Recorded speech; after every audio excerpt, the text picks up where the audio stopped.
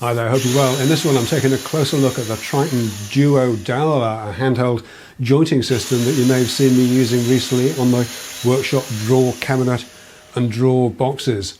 So if the first sign of madness is doing the same thing over and over and expecting a different result, then colour me crazy, because this is not my first Triton Doweller, but my fourth. The first three I bought when the tool launched, and all of those were returned pretty much immediately due to manufacturing faults. There's a member video at 10 Minute Workshop Plus if you're interested in the full gory story. And if you take a look on YouTube, you'll find that most of the videos on the Triton Doweller date back to that sort of period, 5 or 6 years ago. And I think it's fair to say that few of those videos regard the tool favourably, but the product was still offered for sale, and I couldn't believe it would have lasted this long if they hadn't tightened up the manufacturing processes. So I bought this one back in November last year to take another look, and I've been testing it out over the last few months and using it in anger on the recent workshop cabinet build. If you're not familiar with them, Triton pitch themselves as a mid-range tool manufacturer, a kind of a step up from the own brand supermarket specials, but not breaking into the top half dozen or so brands. And I've seen a version of this tool available under other names from other manufacturers. The one I'm looking at here though is the Triton branded TDJ 600. I paid about £175 for this, which is a little bit more than the Triton biscuit jointer that seems to share a lot of its DNA, and about 1/5 of the current price of the Mattel Duo Doweller. So let's take a closer look at what you get for your money. The Triton follows the typical handheld power tool pattern with an elongated body that houses the motor and the switchgear with a power cable to the rear and dust collection port directly underneath. It uses a pair of drill bits that can be changed for different dowel diameters, and by varying the depth that you plunge into the workpiece you can accommodate different lengths of dowel in the opposing edge and face of the workpiece. A variable height rack and pinion fence lets you center the dowels in different thicknesses of material, and it's worth noting that there's only one depth stop available on the plunge, which would make unequal plunges 15-25 in the face and edge of an 18mm board. For a 40mm dowel, for example, it would make that a little bit more of a challenge. So it has to be said that in the hand the Triton doesn't feel great. It's okay, probably closer to a supermarket special than a premium tool. For example, the rack and pinion fence adjustment is nice to have, but it doesn't feel great in use, and the gearing on the rack and the small sharp feeling adjustment knobs don't do it any favours either. Unlike most other handheld jointing machines, you can't lock the trigger in the on position, which can make it a little bit awkward if you want to shift your grip on the tool during use.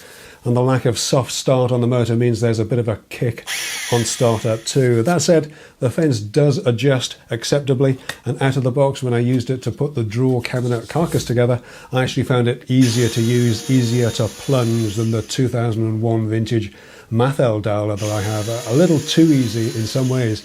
The original Triton was more stiffly sprung, which made the plunge harder, and it feels like they've overcompensated and made it a little bit too soft. Combine that with very little travel before the bits start to bite, and I could see a situation where an inexperienced user might find themselves accidentally plunging, especially when the weight of the body is helping to push it down. Perhaps that's another reason for the non-locking trigger. It was making the drawer boxes for the middle drawers that started to show up the niggles with the Triton though. With other jointing systems, there's a means to reference the position of the tool against an edge of the workpiece. The Mattel Doweller has sprung pins. The original Domino also had them before they were changed to little paddles, and the big Domino takes that paddle concept a stage further. The Lamello Zeta doesn't have these pins or paddles, but they make it easy to line the fence with the edge of the workpiece, and you can see how clearly the fence and edge of the body are ground to ensure that they line up. It doesn't really come as any great surprise that there's nothing like that on the Triton, but I do find it baffling that the fence and body of the tool don't line up at all, with the fence being that much narrower. In practice, that means that it's a lot harder than it needs to be to line up the edge of the fence with the edge of the board, especially when doing face plunges. It's almost like the tool designers have had the function of a tool described to them, but that they've never used a tool like this and don't have any real understanding of how it needs to work. Unfortunately, things don't get much better when you try lining the tool up against pencil marks. The fence has a clear-ish window in it that looks like the positioning lines, the center, and one for each dial are stamped into it, so not a finely etched indicator by any means. My quick test showed that the tool did need some adjustment. It's an easy test to make. You take two identical length workpieces, draw a line across the face of each, and plunge into the edge of each workpiece with a pencil mark centered. You join them together, and any misalignment in the ends shows that the tool needs a bit of a tweak, as this one does.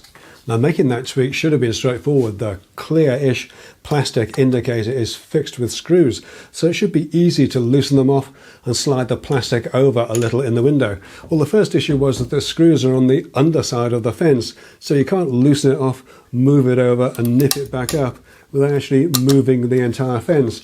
And the second issue is that when I tried that, it turns out that the fixing holes are just that, holes. They're not slots, so clearly no adjustment was intended. That seems crazy to me. Surely the only reason you'd put these indicators on a cheap little plastic window would be so that they can be adjusted. If it isn't, then why not have the conviction, the faith in your manufacturing ability to cast the indicators into the fence like you have with the lines scribed into the body?